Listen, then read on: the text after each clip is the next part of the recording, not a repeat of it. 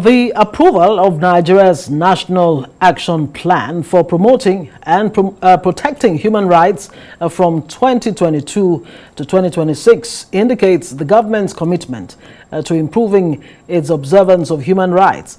Well, this is according to the Federation's Minister of Justice and Attorney General.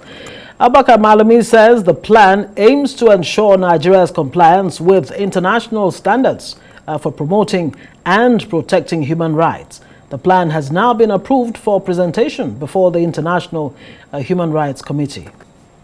The need had now arisen for Nigeria to indeed consolidate on the gains and upscale its position from a local observance of the protection of the human right to international standard by way of ensuring compliance with the best practices. It was in consideration of that background that a national action plan for the promotion and protection of human rights in Nigeria, known as Action Plan 2022 to 2026, was indeed designed, formulated by the stakeholders comprising of ministries, departments, and agencies. All right, analyst Frank Tietie joins us now to make sense of this talk about a national action plan. Help us. That's the document with you there. It's quite voluminous. Yeah. So speak to us about the rights that the country is speaking about, that many Nigerians, your rights activists first and foremost, and many Nigerians would be quite excited to know what this means. Oh, well, this approval by the Federal Executive Council is coming a bit late, but better late than never. And it's coming at the twilight of the Buhari's administration. One would have wished it came a bit earlier after the end of the expiration of the last National Action Plan on human rights. But the entire goal of this document is that it sets out the policy, it sets out as a policy document to guide the ministries, departments, and agencies of government in formulation and implementation of policies that are in line with the human rights approach to governance. We've seen quite a number of innovations, like emphasizing the business and human rights issues, which haven't been accentuated before. They've not been highlighted before.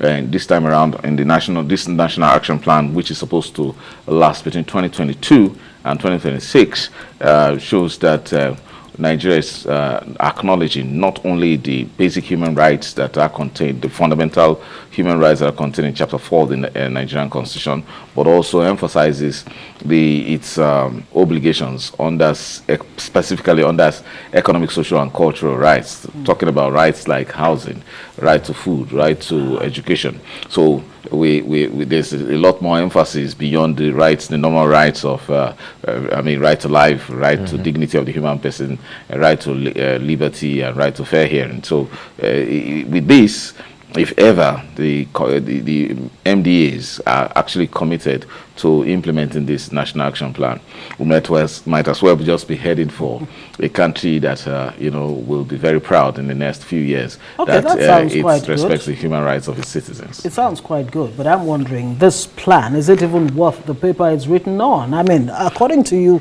there have been other plans before this. What will it take? I mean, you're saying if the MDAs, the ministries, departments, and agencies, would do the needful and do the right thing, then Nigeria would be an El Dorado. But what would it take to ensure that the MDAs actually do comply, and other, bodies that need to ensure that the human rights of Nigerians? And just like the action plan has acknowledged, there's need to make a lot of investment in human rights education on the part of the recipients of the human rights, that is human beings. The human rights are they're basically those rights that are given to human beings because of who they are, human. And so if you don't know the gift that you got, you probably won't receive it. So there's need for citizens to raise their human rights consciousness. And so there's going to be provision by those providers of government services to also educate the Nigerian population of what they should expect to be their rights. So the consciousness of the rights is key to enjoying those rights.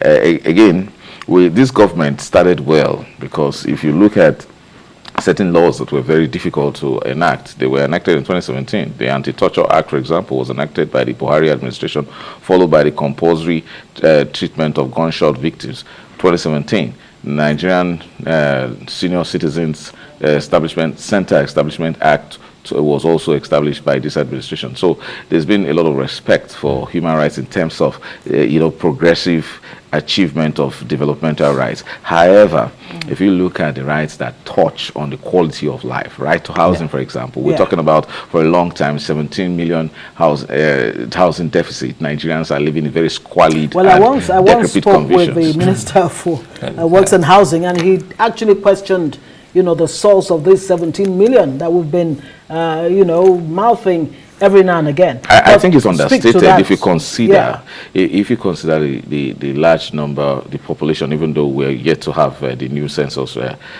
conducted. But if you think of the many shanty towns across the metropolis of Lagos, for example, and even in the FCT, you realize that housing is a big problem. And to go to education, we still have millions of children that are out of school, as we speak. These are all human rights issues that have been emphasized, highlighted by this National Action Plan. There is need to move to the kind of rights that determine the quality and standard of living of Nigerians. Yeah, I hate to cut you there, but let me jump in here and quickly ask, because you spoke about education sensitization, which is very key here, because if you look at the 1999 Constitution, that also has the fundamental human rights, and now we have this voluminous National Action Plan. Yes. What's really missing about human rights in the country? It doesn't look as if we do not have that all already enshrined in our Constitution.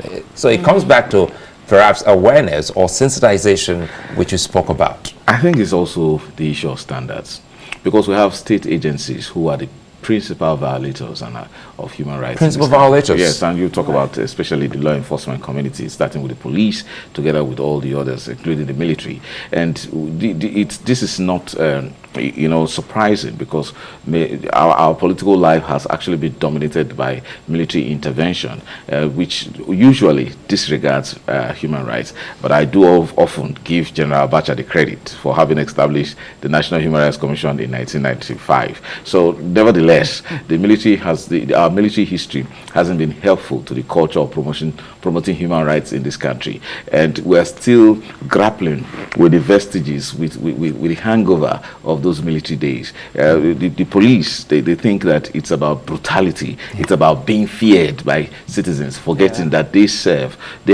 actually serve to protect the human life and to ensure that there is freedom.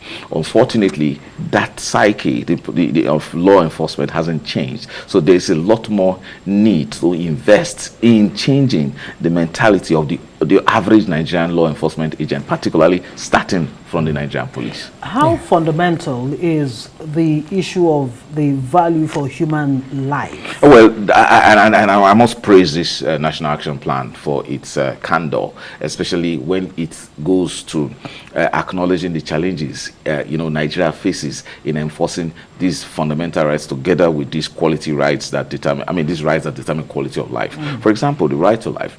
This action plan acknowledges that the ravaging acts of terrorists and kidnappers and clashes arising from farmer headers engagements have actually contributed to depriving Nigerians a lot, particularly with regards to the right to life. As those challenges are clearly pointed out in this National Action Plan, the expectation is that because this plan is demanded by an international obligation to which Nigeria owes under the Vienna Declaration and Plan of Action for the promotion and enforcement and observation of human rights. Now, the international community becomes at peace to understand that the Nigerian government is committed to promoting human rights, to observing human rights. Then the people, civil society organizations, and